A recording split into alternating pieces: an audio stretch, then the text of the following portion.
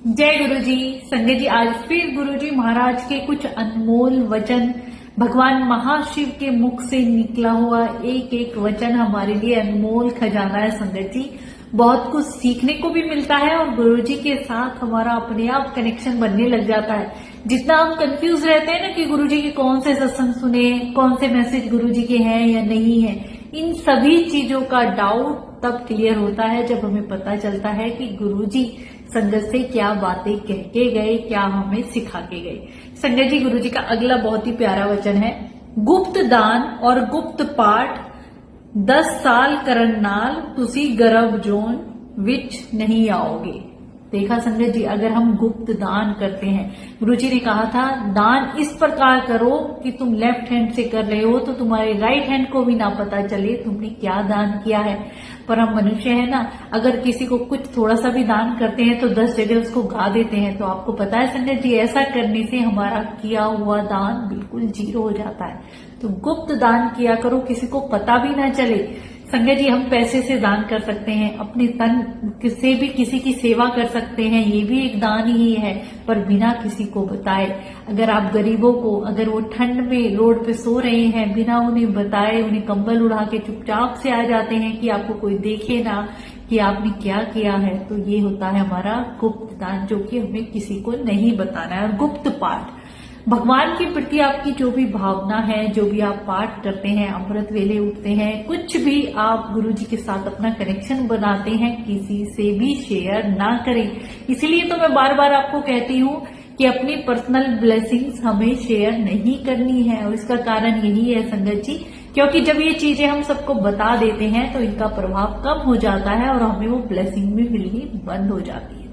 आप देख लेना अपने जीवन में प्रैक्टिकल करके कि अगर आप अमृत वेला कर रहे हैं और मैं आपके अंदर आ जाती है कि मैं अमृत वेला कर रहा हूं और जाके 10 लोगों को बताएं कि मैं सुबह इतने बजे उठता हूं, मैं ये पाठ करता हूं, तो आप खुद देख लेना 10 दिन के अंदर ही आपका वो अमृत वेला छूट जाएगा। हाँ, अगर किसी को आप प्रेरित करने के लिए बताते हैं तो वो बात अलग है, पर अपनी प्रशंसा कराने के लिए कि हाँ मैं ये कर रहा हूं, जहां मैं आ जाती है, तो संगत जी खुद देखना, मेरा एक पर्सनल एक्सपीरियंस है कि फिर वो आपका अमृत वेला छूट जाएगा। जो भगवान के प्रति आपकी भावना है, आपका प्यार है, फिर वो धीरे धीरे मिस होने लग जाता है। तो कभी भी अपना पाठ और दान गुप्त रखें, किसी को ना बताएं। गुरुजी ने तो अपने वचन में कहा कि 10 साल तक जो ये जन्म मृत्यु की जो योनि होती है, इससे भी हम मुक्त हो सकते हैं अगर हम ऐसा करें तो। अब गुरुजी का इतना प्यारा वचन संगत जी, धरती नू कोई नमस्कार नहीं करता, जरा इना कुछ देंदी है, त्वाड़ा भर सब कुछ करती है, हुआ इन्ना पाप बढ़ जाएगा कि धरती भी चीख मार रही है। संजय जी, पंजाबी मुझे आती नहीं है, इसके लिए मुझे माफ करना, गुरुजी महाराज सिखा रहे हैं। अगर कोई वर्ड इधर से उधर हो जाता है तो गुरुजी भी माफ करें। तो इस गुरुजी बता रहे हैं वचन में कि धरती को हमें सुबह उठते हैं ना संजय जी, सबसे पहले अपने पैर जमीन पे रखने से पहले धरती माँ को नमस्कार करें, जो इतने पूरे संसार का भरण पोषण कर रहे हैं। हम सबका बोझ धरती माँ ने ही संभाला हुआ है।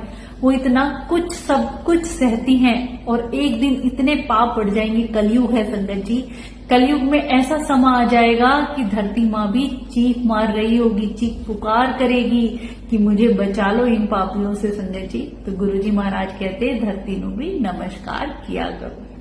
अब गुरुजी का नेक्स्ट वचन है, सूरज भी उन बूढ़ा हो चला है। संगत जी, गुरुजी महाराज ने सारे नक्षत्र बनवाए हैं, भगवान महाशिव ने सारे संसार की रचना करी है, तो भगवान शिव ने कहा है कि सूरज भी बूढ़ा हो चला है। नेक्स्ट वचन है, वैराग चंगा होंदा है, जदों तक वैराग नहीं होंदा पाठ शुरू नहीं होंदा है।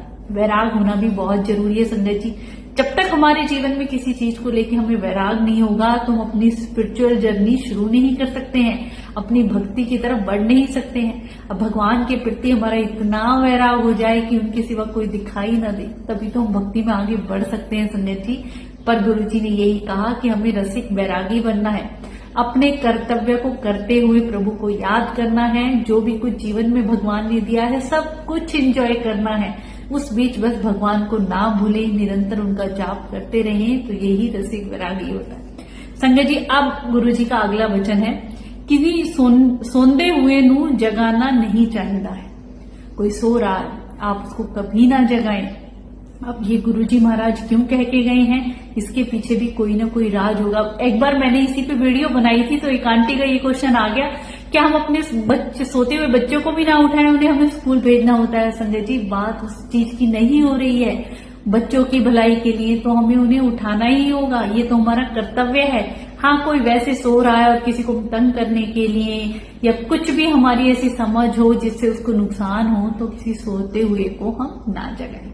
अब नेक्स्ट क्वेश्चन है, सैर शब्दा रोगोदा इलाज है। गुरुजी महाराज का अगला वचन संगत जी, गुरुजी खुद कहा करते, तुम्हारी सबसे बड़ी दौलत तुम्हारी सेहत है, खूब सैर किया करो। गुरुजी जिम के खिलाफ थे संगत जी। जब भी कोई संगत ऐसे कहती कि मैं जिम जाता हूं, तो गुरुजी मना कर दिया, कहते जो नेचुरल हमारा है उसमें ही, एनवायरमेंट में ही सैर किया करो, जिम चंगा नहीं होता है। इसके प्यारे से बहुत ही प्यारा सा सत्संग है, मैं आप लोगों के साथ शेयर करूंगी। एक बार गुरुजी महाराज की पुरानी संगत आंटी अपने बेटे को लेके गुरुजी के दरबार में जाती हैं। वो बेटा थोड़ा हेल्दी था, तो गुरुजी उसे देख के कहते हैं कि बेटा थोड़ा वजन कम करना पड़ेगा। तो गुरुजी महाराज उसे बोले सैर किया करो। तो कहता है नहीं गुरुजी, मैं तो जिम जाता हूँ। गुरुजी बोले नहीं, जिम जाने की जरूरत नहीं है, तुम सैर किया करो, खूब सारा पानी पिया करो। गुरुजी ने ये बात बता देते हैं संगत जी। अगले दिन जब आंटी अपने बेटा चेंज करता है कपड़े, कोई भी पहनते, वो सारे लूज हो गए, 2-2 इंच कमर से सारी चीजें लूज। तो संगत जी तब समझ आता है कि गुरुजी महाराज ने जो चाय प्रसाद दिया, उसी से गुरुजी ने उनके बेटे का 2 किलो वजन कम कर दिया। तो इतने प्यारे रब कहाँ कैसे ब्लेस कर दे, क्या क्या उनके अनोखे तरीके संगत जी। अगले दिन जब आंटी गई तो गुरुजी बोले क्यों, क्या हुआ, कपड़े जो है वो पहले आ नहीं रहे हैं, 2 किलो वजन घटा देता। तो संगत जी ऐसे हमारे रब है, सब जानते हैं और ऐसे संगत का कल्याण कर दिया करते। तो सैर किया करो, चंगी होती है। अगला गुरुजी का वचन है, घर विच एक वेले जोत जरूर जलानी चाहिए। संजय जी, जोत हमारी पॉजिटिविटी लाती है हमारे घर में। हम खुद भी जोत करते हैं तो अच्छा लगता है, तो आप घर विच एक जोत जरूर जलाया करो। अब इसमें भी कई संगत के क्वेश्चन होते हैं कि हमने गुरुजी महाराज का स्वरूप मंदिर में रख दिया है, तो क्या गुरुजी के आगे अलग जोत जलाएं, बाकी भगवानों के सामने अलग जलाएं। संगत जी आप ये बस समझे, भगवान के रूप अनेक हैं, नाम अनेक हैं, पर वो शक्ति एक ही है। भगवान महाशिव ने सारी सृष्टि रची है, तो आप घर वेले एक ही जोत जला दें, वही भगवान गुरुजी महाराज के सामने हो जाती है। वही सभी देवी देवताओं के किसी भी प्रकार के वहम में ना पड़े कि संगत की कितनी जोत जलाएं, कितने वक्त जलाएं, तीनों टाइम जलानी है या कैसे। गुरुजी ने तो कहा एक वेले जरूर जलाएं, हमारे घर में पॉजिटिविटी भी आती है, हमें भी अच्छा लगता है। शुक्राना गुरुजी। संगत जी अगला वचन है, बलद दी जोनी दे बाद मनुख जन्म मिलता है। बलद मतलब बैल, बैल की जोनी के बाद हमें मनुष्य जीवन मिलता है। और बैल हमेशा बुधवार नू ही बीमार होता है और बुधवार नू ही मरता है। अब संगत जी बात कौन जान सकता है, भगवान है, उन्हें सब पता है, पर वो अपने वचनों में हमें बता के गए हैं, तो इस चीज की नॉलेज हमें भी होनी चाहिए। अब गुरुजी महाराज का अगला वचन है संगत जी, एक्सीडेंट, वार, सुसाइड या हर कोई अननेचुरल डेथ बैड सोल प्रेत जोनी विच चली जाती है। महापुरुष दी कृपा नाल ही कदी जा सकती है, वरना सालों साल भटकती रहती है।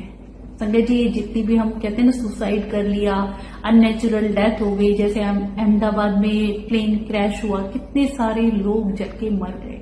तो ये जितनी भी अननेचुरल डेथ होती हैं, इनमें जो भी हैं वो प्रेत जोनी भी चली जाती हैं और सालों सालों तक आत्मा भटकती रहती है। पर अगर रब आपके साथ है, महापुरुष गुरुजी महाराज का आशीर्वाद हो, तभी इन्हें मुक्ति मिल सकती है। तो कभी भी मन में ये सुसाइड का केस कभी ना लाए संगत जी। वृंदावन के प्रेमानंद जी महाराज के मुख से भी मैंने कई बार सुना है कि सुसाइड करना सबसे बड़ा महापाप है, क्योंकि इसके बाद तुम सोचो कि तुम्हें वहां जाके परलोक में सुख मिल जाएगा, बिल्कुल भी नहीं। प्रेत जोनियों की तरह तुम कितनी योनियों में यूं ही भटकते रहोगे, तड़पते रहोगे। तो मन में ये विचार ना लाके, जीवन में कष्ट परेशानी है उनको पीछे छोड़ के रब का नाम जपते हुए हमें आगे बढ़ना है। संगत जी हर समस्या का हल है गुरु जी को याद करना, वही प्रेमानंद जी बताते नाम जाप करना। कलयुग में केवल हम भगवान को नाम जाप करके, उन्हें याद करके पा सकते हैं। और कोई भी आपके जीवन में ऐसी कष्ट परेशानी नहीं है जिसका ये इलाज नहीं है संगत जी। सबसे बड़ा उपाय यही है, अपने जीवन में अपनाएं, गुरुजी को निरंतर याद करते रहें। तभी तो गुरुजी ने कहा तुम मैनू याद करो, मैं तुम्हारे काम करांगा। संगत जी, अब अगला वचन, माला कदे फेरनी नहीं चाहिए, खास करके इंडेक्स फिंगर नाल दे कदे भी नहीं फेरनी चाहिए। माला फेरन नाल अहंकार बढ़ता है। इंडेक्स फिंगर ईगो दी फिंगर है, माला कभी नहीं फेरनी चाहिए। संगत जी, आप गुरुजी हमें बता के गए, कई बार हमें अहंकार हो जाता ना, गुरुजी ने क्यों मना किया माला के लिए, कि हम सोचे हमने 1000 जाप कर लिया, 10 मालाएं कर ली, 20 मालाएं कर ली, तो ना चाहते हुए भी एक ऐसा विकार है जो हमारे मन में आ ही जाता है, और जहां अहंकार आ जाता है तो फिर वो हमारा पूजा का फल नहीं लगता। इसीलिए गुरुजी माला के लिए मना करके गए। और हमारी इंडेक्स फिंगर तो होती ही है संगत जी ईगो की फिंगर, तो उससे हम जाप करेंगे तो मन में जरूर आता है। तो कभी भी माला ना फेरें, मन में जाप करें संगत जी। जरूरी नहीं है गिन के करें कि हमें इतनी बार जाप करना है, इतना नाम लेना है। गुरुजी तो ऐसा कुछ बता के ही नहीं गए हैं, हमें हर प्रकार के नियम और भ्रमों से निकाल के गए हैं। हमारा उनका जाप याद करना निरंतर मन में ही चलना चाहिए, कोई भी गिनती हम करें ही ना संगत जी। भगवान हमारी ये गिनतियां नहीं देखते। सच्चे दिल से चाहे एक बार भी पूरे दिन में आप नाम जप कर लेना, भगवान को याद कर ले, तो वो पुकार उन तक पहुंचनी चाहिए।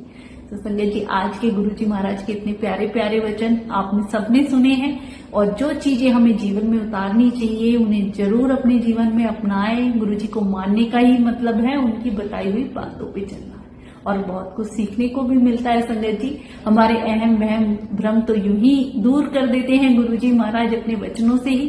अनंतम अनंतम शुक्राना गुरु।